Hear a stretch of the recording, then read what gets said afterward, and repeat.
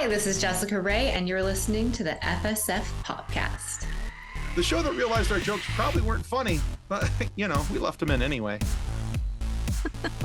Our show is brought to you by our charity sponsor, the Red Shirt Widows and Orphans Fund, which supports the Wish Upon a Teen Foundation that helps out sick kids when they need it most. And just imagine the comfort you'll give Red Shirt crewman number 2002. She'll know that when she puts on the red shirt and joins the crew of the Enterprise and their struggle against Master Org, that she didn't leave her family destitute and without hope, because the Red Shirt Widows and Orphans Fund has her back, and what's left of her Ranger helmet. All right, guys, welcome to the FSF PopCast. Our guest today is an actress, a clothing designer, and an author. Now, we'll be meeting her in person in September at the Monroe Pop Fest down in Monroe, Michigan, just south of Detroit on September 15th and 16th. Now, tickets for that event are still available on the Monroe Pop Fest website. We'll have that down in the show notes down below. So you guys are going to want to check that out. Now, as far as Jessica is concerned, you've seen her on like America's Next Top Model, General Hospital. There's been a few other shows that she's been part of. And of course, there is that whole Power Rangers Wild Force thing. Yeah, maybe that was a thing that you got to know her from. But we are very excited to introduce you, if you're not already knowing about her, to Jessica Rey. Jessica, welcome to the FSF PopCast. Thank you for having me. Yeah, we're excited to have you. This should be, for you, a moderate amount of fun. We're just going to be giggling all the time over here. So, just so happy right now. I'm just here like. Yes. So, hey, Jessica, one of the things that we always love to do with our guests is we love a good origin story. We're nerds. Nerds love origin stories. We like to find out the origins of our heroes and the origins of the villains that they fight and all those fun things. So, we like to look at our origin stories a little bit differently. We would like to know what got you to be the person you are sitting across the table from us. So in the story of Jessica Rey, what were your influences as a young lady that made you want to reach out to be an actor and a clothing designer as well? Actually, when I was young, I did not want to be an actor or a clothing designer. Even better. I wanted to be a pediatrician because I hated my pediatrician and I thought I could just do better than her. So I always thought that I would be a doctor. And also my parents are immigrants. They came here from the Philippines. Actually, my dad is not an immigrant. I don't know what my dad is. My dad was born American, but in the Philippines. So okay. he could come here whenever he wanted. But anyway, he came here from the Philippines. He fought in the Vietnam War. And my mom also came from the Philippines, and they just came here with nothing. And so they worked their tails off and they had us kids, and they were like, you're going to go to college and you're going to be a doctor, a lawyer, or I think those were the options, like a nurse, an engineer, maybe, that were the kind of the options that we were just expected to be. So I just was like, okay, doctor. But then I realized, I don't like blood and all of that. So I get that. Yeah. I wasn't. That would put a damper on being a doctor a little bit. Yeah. So I didn't become a doctor. I studied business in college because I felt like I had to choose something. And so I just chose business, really. There was no desire at all. It was just like, okay, I got to choose one of these things, and it's not going to be healthcare or medicine. So I chose business, and then I graduated, and I was like, I don't want to do this. I'll just go to school some more. This is kind of an ugly story. No, I love it. I graduated with my degree in accounting, and I was like, I don't want to be an accountant. That's like boring. So I went to get my MBA. Actually, I applied for my JD MBA. So I took the LSAT and everything, and I was accepted for this joint degree. And then at the last minute, I was like, I don't want to do law school. I will just get my MBA. Meanwhile, I worked as an accountant at a TV production company. And that is where a person who worked there kept telling me, you must act, you must act, you must act. And I was like, leave me alone. I love my calculator and my tiny little office. And she would not leave me alone. So I agreed to go on one audition so she would leave me alone. And I went on the audition. It was for Kellogg's Raisin Bran Crunch. And I booked it. And I made so much money off of that one commercial that I pretty much paid for my grad school. And I was like, hey, this is kind of cool. I could do this again. This is back in the day when commercials would pay a lot. Now they Sure. don't really. But anyway, that is how I became an actress. So yeah, I didn't grow up wanting to do that. I actually was very shy, introverted, didn't have very many friends. I loved to read. I graduated with like a 4.7 GPA. I just loved school.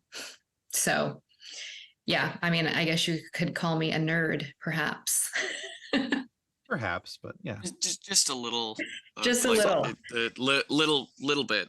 Yeah, just a little. But yeah, I mean, I do enjoy making people laugh. And so I love that part about acting. Okay. So the me sitting here in my high school B+ average is going, wow, you could get a 4.7. All right. I didn't know that was a possible thing. With like all the AP classes Mhm. and I did take AP physics. And I think I took every AP class that was available. Yeah.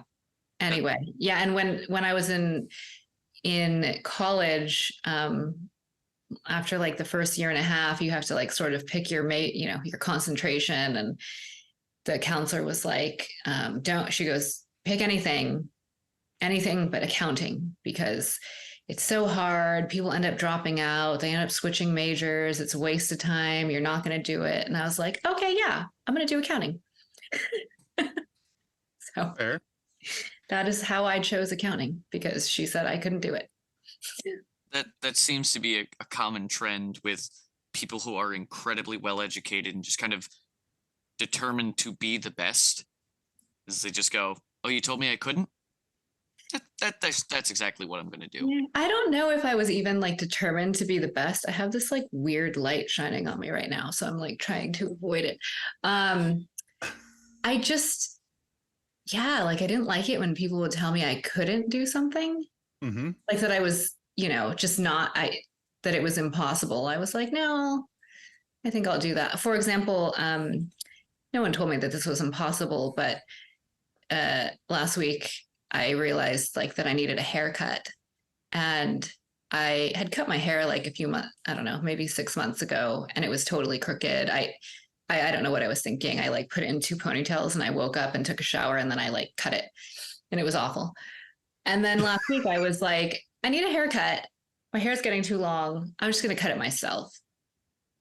And my neighbor was like, why would you do that? Like, why would you do that? And I said, I don't know. I just kind of feel like I can. So then I watched this video. I found a girl on Facebook on YouTube, who kind of had hair like mine. I watched the video once and I'm like, yeah, I think I can do that. I can do it. Halfway through, I was like, what am I doing? Like, I need to just go and have someone fix this. And then I was like, no, I already started. I'm just going to keep going. And, and I did it. And my hair, like, it looks fantastic. It's great. Yeah. You did a fantastic job. I saved myself like $100 or something. There you go. And it was just like, I think I can do it. So my daughter, last week went to her second ever gymnastics class, and I look up and I see her doing a back handspring. And I was like, kind of mad, because I was like, what are you, this is not safe. Like, what are you doing? You can break your neck. And then after class, I was like, why did you do that? And she goes, I just kind of felt like I could. And I'm like, why would you think that? And then I'm like, oh, wait a minute.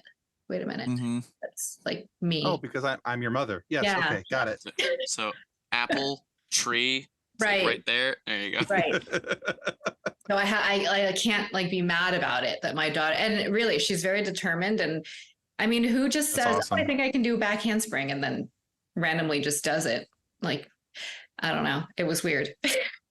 But I love it. That's fantastic. I love the determination. No, yeah, little that's Power awesome. Ranger in the making, maybe. There you go. Oh, speaking of Power Rangers, part of the reason for our conversation today is that we're very excited to be joining you in a few weeks at the Monroe Pop Fest on September 15th and 16th in Monroe, Michigan. Having been one of the Power Rangers since 2002, what have been some of the favorite moments from past conventions? Oh, okay. Probably top 3 is that we had a girl come and visit us on set. I believe she came from the Make-A-Wish Foundation.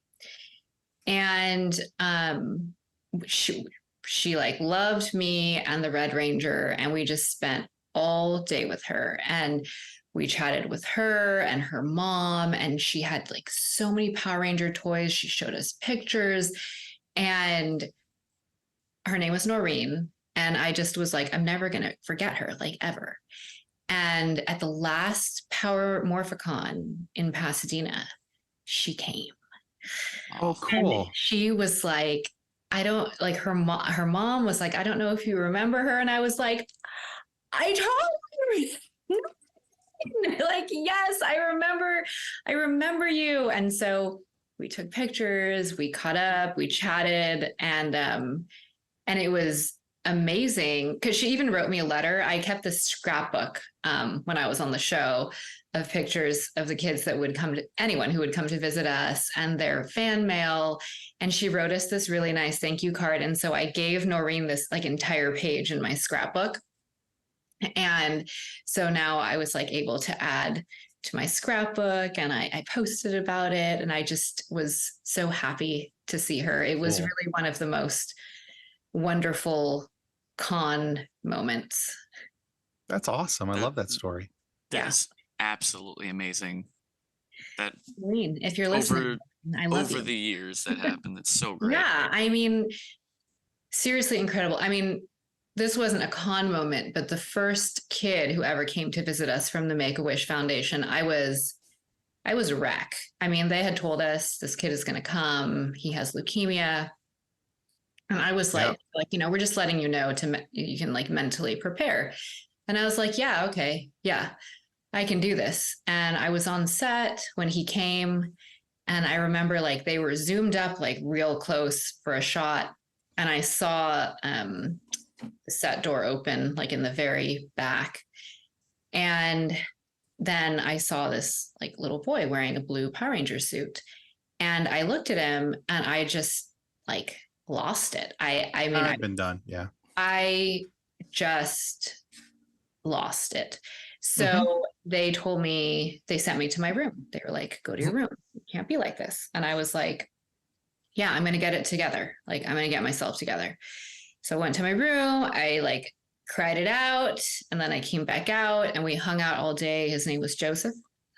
And I told his mom, Kara, that as soon as we wrapped the season, I was going to fly to New York and see them because I knew that he was going to make it and be okay. And so when we were done with the show, that was the first time I actually ever went to New York. I bought a ticket and met up with them. We went to the arcade, we hung out, and so cool. And it was wonderful. And Joseph did make it, and he's still alive. So attaboy, Joseph. Yeah. That is amazing. That is very cool. I can't even comprehend the emotional just ordeal of being put in that situation. And then it was a lot. And just it all working out in the end it's beautiful. Yeah. That's fantastic. It was such a blessing and an honor to, I mean, this is their like last and, supposedly dying wish, and for them to want to meet us. I just couldn't like wrap my mind around it, like, why us? Like, why would you want to meet us? We're gross. I mean, that that is the power of the Power Rangers. I mean, when I was a kid, my Power Rangers were Mighty Morphing, and when I first met them at my first Comic-Con when I was almost 20 years old, I cried. Yeah. Fully grown adult. And those Yeah. were my heroes. And that's what the Power Rangers do. I mean, it is incredible. Like, here's another quick story. Again, not a comic moment, but That's okay. people will ask me like, oh, do you ever get recognized? And I'm like, rarely, it rarely happens. But when it has happened, I'm always shocked. Like, is someone playing a joke on me? It's like, who paid you? And I just don't forget it, because it doesn't happen very often. But I was in New York having dinner with some friends, and I paid, and then we left, and we're almost to the corner, and our server starts like running after us, like waving the receipt. And I was like, oh my gosh, like, was my credit card declined? I just was seriously like, I am so embarrassed right now. I don't know what's going on. And he was like screaming with the receipt, and he's like, can I have your autograph? And I was like, what? I was like, oh, that's funny. That's what? awesome. I was like, and my friends were like, okay, how much did you pay him to do this? And I was like, no, what? And he goes, I am from Peru, and I grew up watching your show, and that is how I learned how to speak English. Oh, wow. Wow. And he was like, I love you. And I just was like, oh my gosh, like, this is like, again, like this just crazy moment of like, what an impact our show had on people. Like, he learned English, How cool is that? watching our show, and he was from another country and recognized me. Crazy. Wow. I know. That's a really cool story. Well, thank you for letting me share. I rarely get to like tell people this. Oh, we love. Sometimes I tell myself, but that's okay. Honestly, we'll just shut up and let you keep on with stories. These are good. No. We got questions, but we don't need to ask those. Just keep going. I want to answer your questions. We can have a 4-hour interview. I'm fine with it. I got time. Exactly. I got time. We're fine. It's all good. Okay. And now, a word from our show sponsor, Level Up Sabers. Their link can be found in the show notes.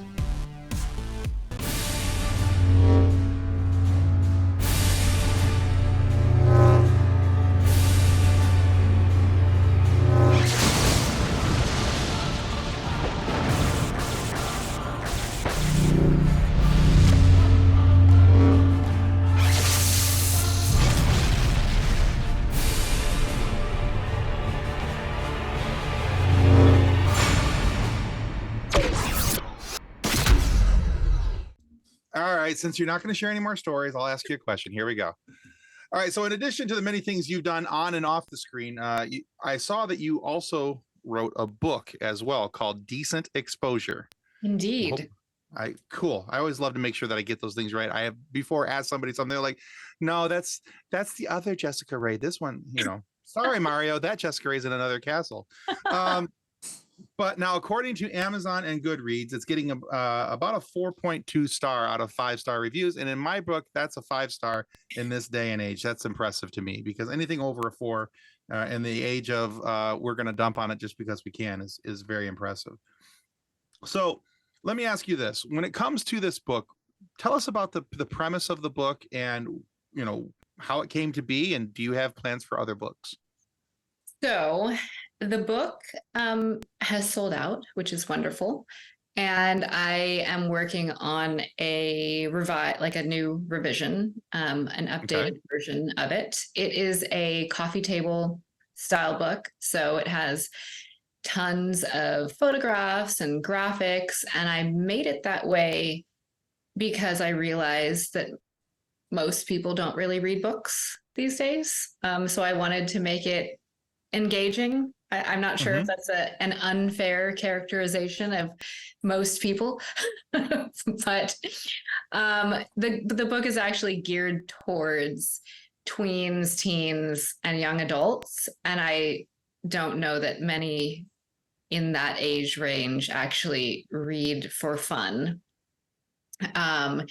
So that is why it's a coffee table style book. But it's a book about beauty, because that's the age when girls start to just feel, what is the word I'm looking for?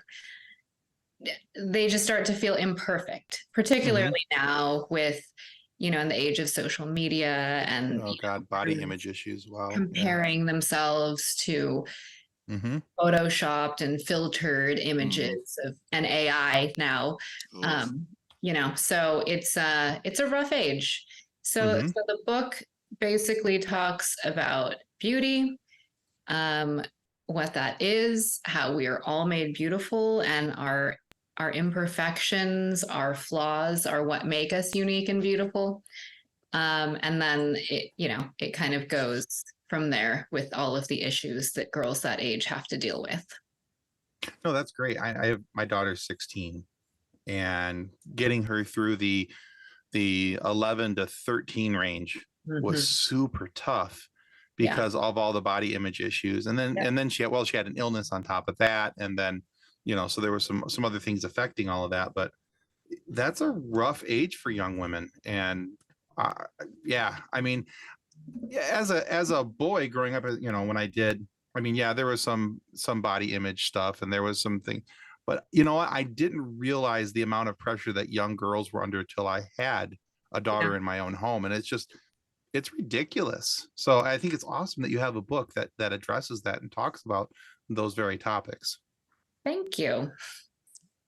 Yeah, that's good. That's the type of thing that people need to be seeing more of, instead of seeing you have to look like this, and here's the thing you have to be, and you've got somebody who's, put more money into plastic in their body than they have, and somewhere else, and it's an unrealistic expectation of what people need to achieve. So I love the fact that you highlight the imperfections, and that those are beautiful things, and they're our differences are what make us beautiful, and that they're also what bring us together. Hopefully it should be, if we all looked the same, that would be boring. I mean, you guys would look very handsome, obviously, if y'all look like me, but obviously. I mean, look, it was a cheap ploy at my own, pumping up my own ego, Ben. I was just going with it. So I'm here to keep you level, buddy. That's right. He's my adult supervision today. So indeed. Okay, so you've mentioned your MBA, going into accounting, obviously your acting career, but you also have a swimwear line and your fantastic website. Oh God, I lost the thing on JessicaRey.com. I don't know how I lost that on the page here. But out of all of that, you have an even more substantial role. That's probably the greatest job ever, of raising 3 little ones. So if any of your young children or any young person watching or listening to this interview wanted to follow your example to get into acting or entrepreneurship, what would be a piece of advice that you would give them to kind of set the ball rolling?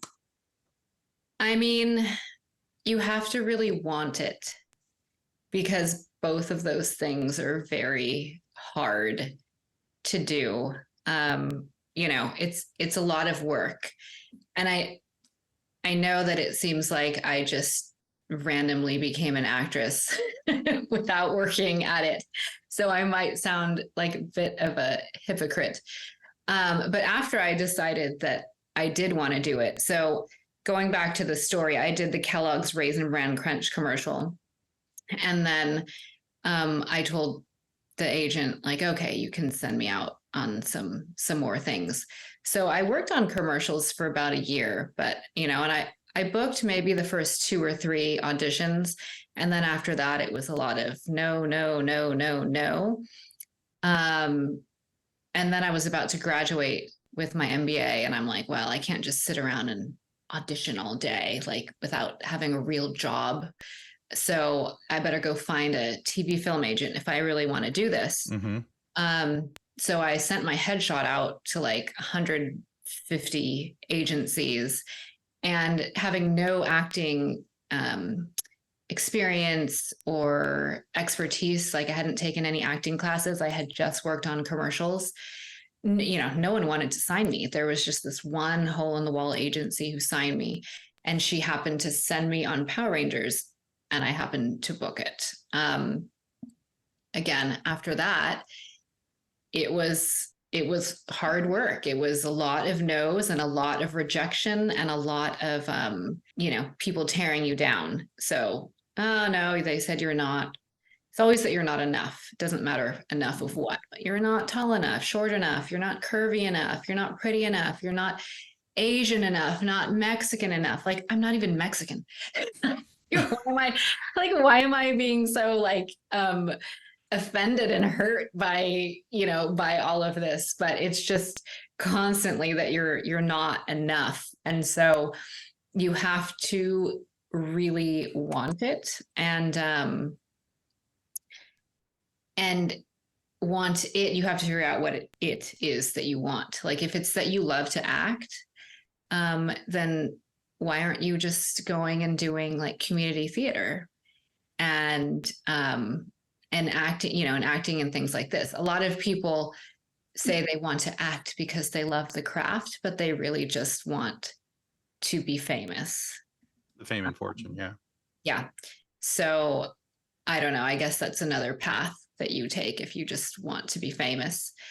And then with the entrepreneurship, again, it's hard work. It's like takes away from your sleep, especially if you have kids like me. I was telling my daughter the other day, because she is starting her own business. She is 11. I was just, I helped her start the thing. She makes the product, and then she got some orders, and I'm like, okay, this is what you have to do. You have to like pack it. You have to make it look pretty. You have to put this marketing stuff inside. And she's like, oh, like, I just want to make the thing. And I'm like, no, when you're an entrepreneur, it means you basically do everything. Right. Mm-hmm. Do everything. Like when I was pregnant and had 2 babies at home, I was packing swimsuits. I was calling my friends, hey, can you guys come help me? I'll pay you with pizza, middle of the night, just working all night long. And you got to really want it, because if you don't, you're just going to be like, I'm tired and I'm going to go to sleep. Right. This isn't worth it. It'll get done sometime. Yeah. Yeah. Perseverance in both things, I would say, is the tip. If you want to be an actor or if you want to be an entrepreneur. I think that's just good life advice, honestly, because Oh yeah. anything that you want in life, it's if it's worth having, it's worth working for. And you have to show that level of dedication somewhere, somehow along the way, because if you want to get here, but you're not willing to get past here, no matter what it is, you're going to fail. So, I mean, nothing is easy. Nothing is going to be handed to you on a silver platter, I guess, unless you're, I don't know who. Unless you're very independently wealthy and you don't have to work, Got a couple billion in the pocket there. That might help you out. Bill Gates' kids, if he has any, I think they're exactly. set, but like the royal families and, right. The Gateses and all the other is. Exactly. Yeah. But the advice of just go for it is fantastic. Because from what I find, there's a lot of people who want a thing, but they want to start at like step 20. Right. It's like, you got to start with step 1 before you get all the way over there. Right. No. And I mean, the first thing you do is always going to kind of suck. Like people think that they're going to start out and it's going to be amazing, I don't know. My friend wants to start a podcast with me, and I'm like, I don't know what we're doing, but we just have to do it. And she's like, no, we have to get this equipment. We have to get this, we have to get that. And I'm just like, why don't we just like do it and see, just like, and just see what happens, because it's not going to be perfect the first time around. And then, there's always room for improvement. So I don't know. That's just kind of how I am with anything. Understood. Like, I feel like I started 5 new companies in the past 3 months. And with most of them, I'm like, I don't really know exactly what I'm doing, but I'm just doing, as long as you get up and make motion. Keep pushing forward. Yes. Yeah. You just got to keep going. You got to keep going. And some things are going to fail, but some things might not. That's why you got to, start 5 and not just 1. Absolutely. I started podcasting with just an iPhone and holding the speaker microphone right up to my, that's how I started. I didn't have a boom mic. I didn't have, any other equipment. I didn't have, any fancy editing equipment. I was just doing it all from my iPhone and trying to figure it all out. And that was fun. And that might be me in a couple of weeks. But hey, now you have some friends that can give you some advice. I'll give you some. I can give you some tips that'll help make it a little easier for you. I would love it. But yeah, there's actually a phrase that I heard not too long ago that is exemplified by what you're saying. Is I no longer say things like this isn't going to end very well. It's this isn't going to begin very well. Yeah. You never know how it's going to end. Never. Correct. I mean, you never know unless you try. So. Yeah. There you go. Very, very cool. Well, speaking of something that we had to end up trying in my house, I was checking out your Instagram page where you have documented your experience as a homeschooling parent.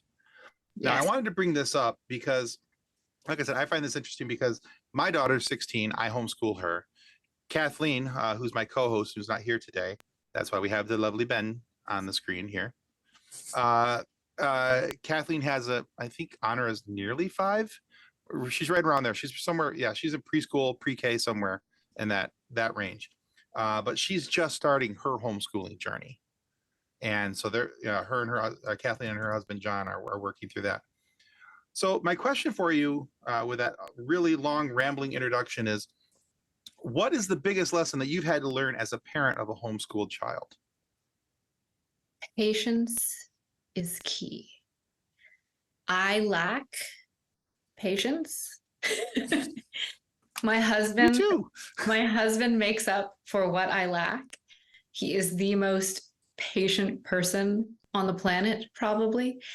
And so my husband obviously works all day long and I'm home with the kids. If there is something that I start to get very frustrated about, I just say, put it aside and your daddy will help you when he comes home.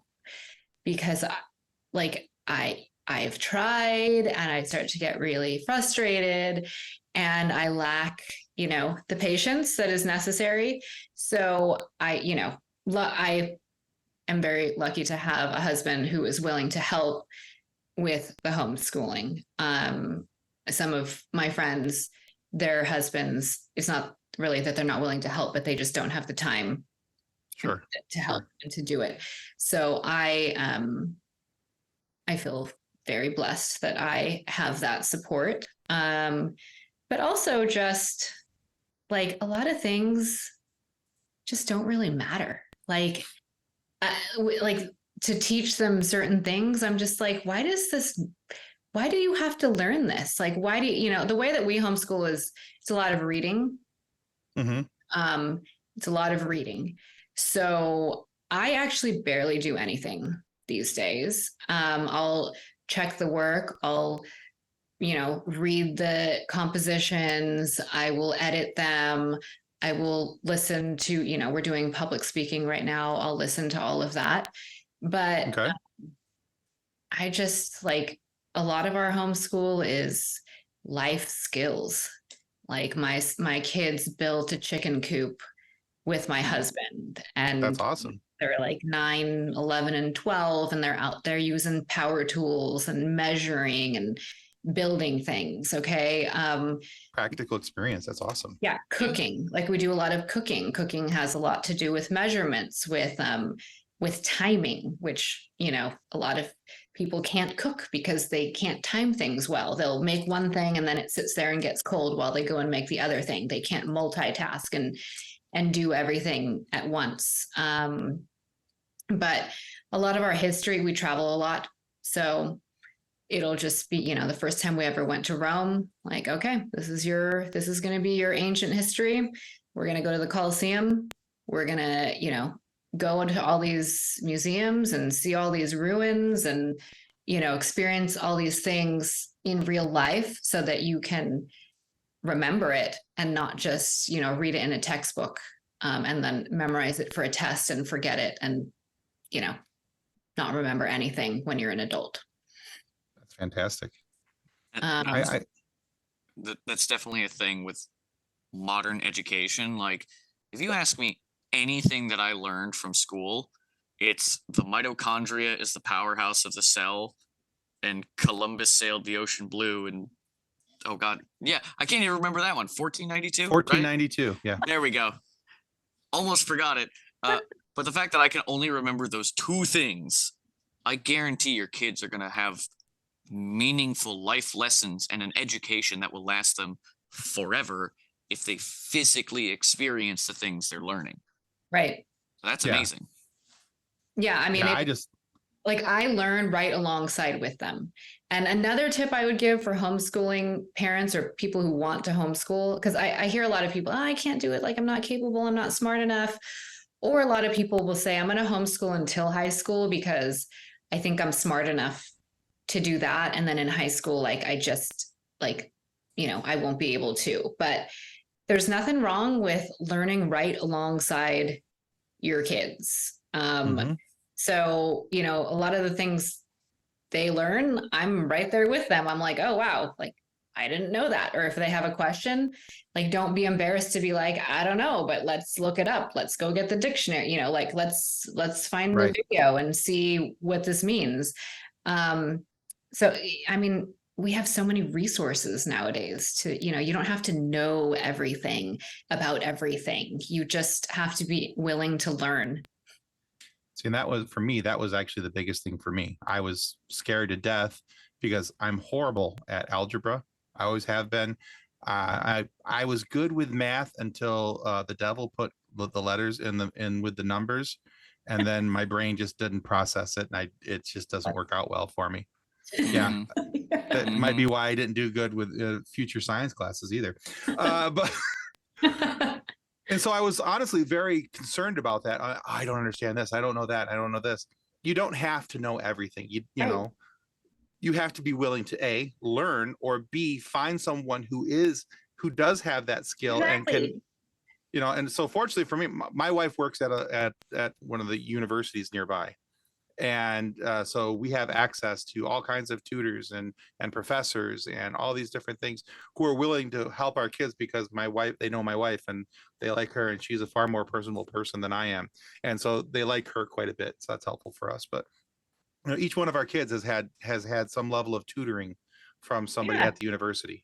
I mean, if you don't know something, it's the same thing with, people will put their kids in piano lessons because they don't know how to play the piano, but they want their kid, it's the same thing. Like if you don't know anything about physics or whatever, find someone who does and, and get them to help. And, it's been great for us because we just go and learn about everything. There's no limit. There's no we don't really use a curriculum, like a box curriculum or anything. There's no curriculum that we have to be like, okay, these are the things we have to be learning. It's like, no, you know what? We're going to get an aquarium pass this year and we're just going to go and learn all about everything at the aquarium. And absolutely love that. That's it.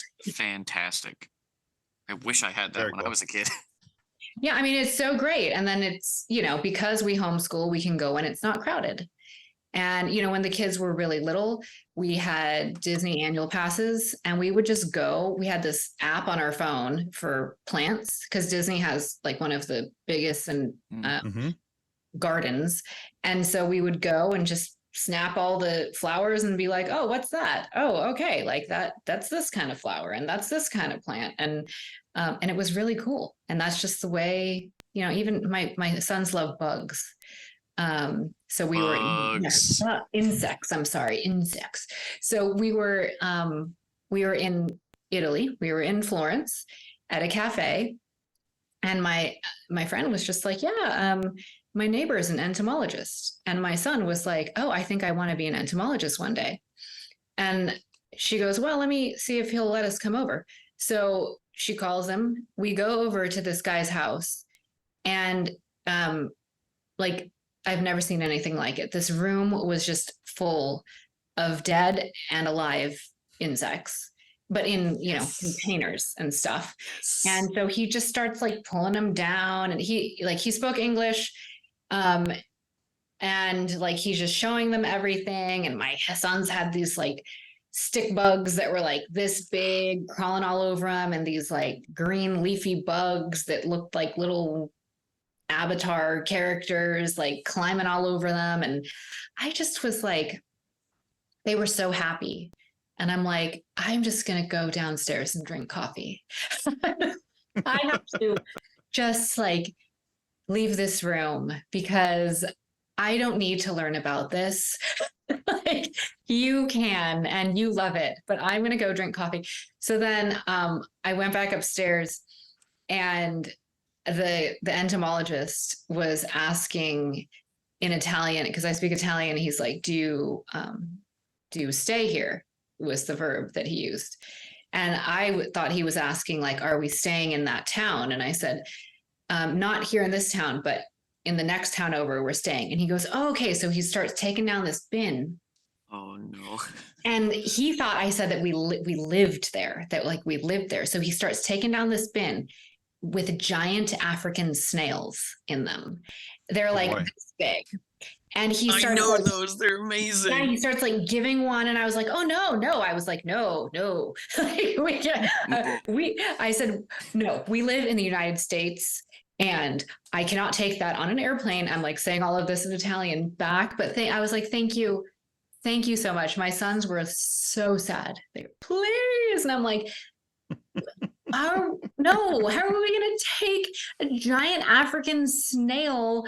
So he gave them many dead insects for their boards at home and their walls. And you see how you have like all the toys back there?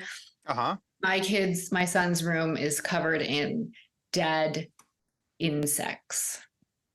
That was my childhood bedroom. Yeah. I had a pinned up scorpion. I had beetles and everything. And we have friends all over the world who will like save dead insects for us to, for the next time they see us. And so we have a friend actually it was Danny Jacobs. He used to live in Sedona, and in Arizona, they have all of the crazy, scorpions and tarantulas and all the things. And so he would save them for the boys, and they were just so happy. But, it's just one of the things about homeschool that I don't know if other little boys who are in regular schools get to go and play with insects and giant African snails all day long because they want to. Like, I have no idea, but it was just one of those things. Not a thing.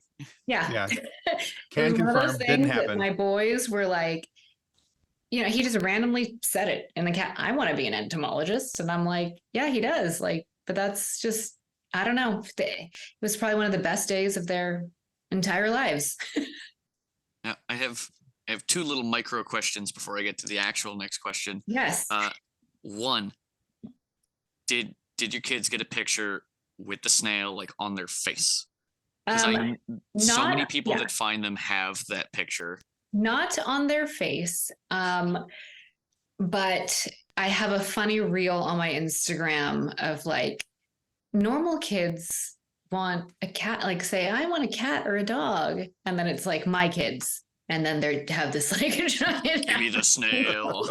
I would probably do the same. But the other little question is, the app you mentioned, is that iNaturalist or Seeker? Because those are the apps I use for that. It was, oh, I don't even remember the name of it. And I probably have it still, but like, it's one of those things I haven't used, so I have to like re-download it. But it's really cool because, I mean, a lot of things it's like, is that poisonous? Like, should we be walking in that? Or because we go hiking a lot. We just go outside a lot because, I feel like kids need to be outside running around and not just sitting at a desk all day long. Mm-hmm. I actually almost stepped on a huge snake. And it was terrifying. But my boys, of course, were like, that's not a venomous snake. That's a nice snake. I'm like, it's an 8-foot snake. It's not a nice snake to me. It is That's nope rope. That's that's a danger noodle nope rope right there. Yes. Yeah. All right. So enough about all that nerd stuff. We're gonna get into sorry. nerd stuff. So one of the most popular ideas in science fiction is, of course, the crossover. Comic books, other things like that. You have crossovers with the Power Rangers and the Justice League and the Ninja Turtles and Godzilla, just to name a few of the crossovers.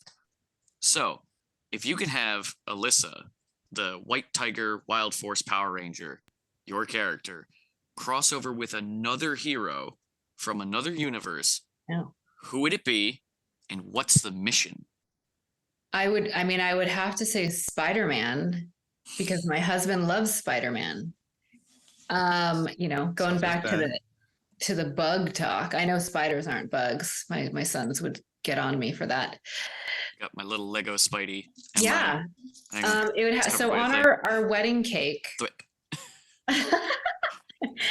Wedding cake, we had Alyssa, my action figure, and a Spider-Man. That's fantastic.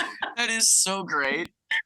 So you don't need awesome. fancy wedding toppers. You just go to Toys R Us when it existed and just get 2 action figures. You're done. Like, why? So I'm sure people were like, you guys are weird as heck. I love it. But anyway, that would be who the crossover would be with. The mission, no idea. I mean, at that point, if you got Spidey and just like some teenagers with attitude, I don't think there is a mission. I think they're just hanging out. I think maybe we're homeschooling the world. Yeah. There you go. I mean, Peter is a chemist, so that makes a lot of sense there. Yeah, we're teaching the world all about science because Alyssa was like, she studied science and nature in college. So I think it would be a good match. There you go. All right, cool. Oh my God.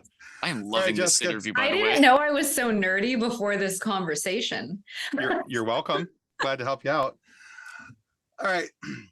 So enough about that nerd stuff. We have the next nerd stuff. A different nerd thing. A different nerd thing. So our final question, we call it our silly question. You can answer this as serious or as silly as you'd like. And we ask this question because we don't think adults get this question asked of them often enough. It's like, it was cool when you were a kid to get asked this question and then people just stopped. So Jessica Rey, what's your favorite dinosaur? I don't even, it would have to be one that flies. Which ones fly? There's a lot. Wow, that's just the one I can know of off the top of my head. Pterodactyls are just kind of scary though. I don't want to be like a scary one. I want to be one that flies because if I'm going to be a dinosaur, I have to, at least have that power. I mean, on Power Rangers, I was my Zord was a tiger, but wow, there's way more than I thought there was. Yeah, there are. How about the Archaeopteryx? That might be a good one. That sounds amazing to me. The image doesn't work at all, but no, I can kind of see it, but it doesn't look terrifying like a pterodactyl.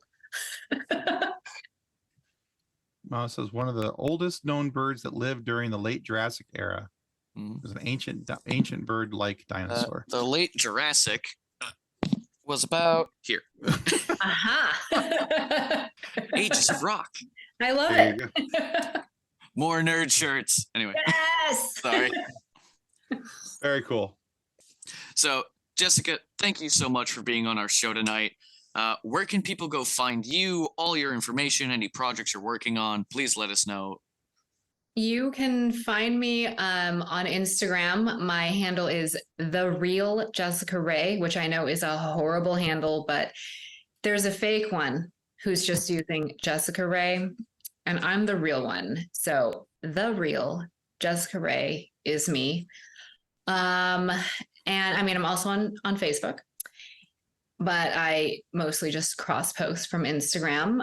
You can find my swimwear and my clothing at jessicaray.com. And I started making these nerd shirts. I'm wearing one right now. It says Go Go Power Rangers with the physics equation for power. And those are on my Etsy site because, again, it's one of those things that I'm like, you know what? I'm just going to try it. I'm going to see what happens. I'm going to do it. So there's a bunch of nerd shirts on my Etsy site, and the page is Jess My Life, JES, like my name, my life, Jess My Life, on Etsy. And I have a bunch of physics nerd shirts, even for kids. Very cool. Probably be there in like 5 minutes to buy one. So expect an order to pop in sometime soon. Awesome. But yes, we will be sure to put all those in the links in the description below, so people can find all your other works and all the things you're working on. Yes, Excellent. and I'm gonna be doing a lot more cons this year, so I'm excited to be at Monroe Pop Fest. That's my next one up, and then after that, I think I have like one every month at least. Very cool. All right. Hey, Ben, real quick, remind everybody where they can find out more about what you're doing out on the interwebs. Oh, yes. You can find me on TikTok at Hardy_healer. That's Hardy like heart. But I do a whole bunch of stuff on there. Pretty much all my social medias are Hardy_healer. Yeah. Very cool. All right, guys, I want to remind you that subscribing is the single most important thing you can do to ensure that we get more amazing guests like Jessica Rey here and have some great conversations for you guys to listen to. Now, remember, you're going to be able to meet Jessica in person at the Monroe Pop Fest on September 15th and 16th, 2023 here in Monroe, Michigan. So tickets are available on their website right now. There's some really cool VIP packages for not a whole lot of coins. It's a really cool deal. It's a really cool venue. You guys are going to check that out, and we'll have that website listed down below for you guys so you can pick up your own tickets. But be sure to check out Jessica's swimsuit line, her really cool nerdy shirt line that Ben is going to spend his whole last paycheck on, and you're not going to want to miss the rest of her works as well. Jessica's got really cool stuff out there. But however, if you are not happy with the content of our show today, please do feel free to lodge a complaint with the head of our complaint department, Toxica. Although her schedule is pretty full, trying to undermine Master Org and expose him as a human, she will review your complaint forms, but only if you send 2 copies addressed to the Duchess of Org. We wouldn't suggest calling her grandma either, and not even as a joke. She wasn't a big fan of that, by the way. But if your complaint forms are properly addressed and she's not plotting currently against Master Org, or shooting magic beans from her wand to reform the fallen org, well, then she might just squeeze in a little bit of time and dispatch some of her underlings to handle the source of your complaint. And since Ben is here today as our guest host, we ask that you spare him and go after Kathleen instead for putting him in this position of failure alongside with me. I think this is a great success. I don't know what do you... I was talking about me, not you. I'm the failure. Oh, okay. It was a chance at self-deprecation. So anyway, thank you, Jessica, for coming on the show. Thank you, Ben, for being here and helping out. And that's going to wrap us up, guys, for the FSF PopCast. Goodbye. Bye. Copyright 2023 FSF PopCast. Reference to any specific product or entity mentioned on this podcast does not constitute an endorsement or recommendation by FSF PopCast. The views expressed by the guests are their own, and their appearance on the program does not imply an endorsement of them or any entity they represent.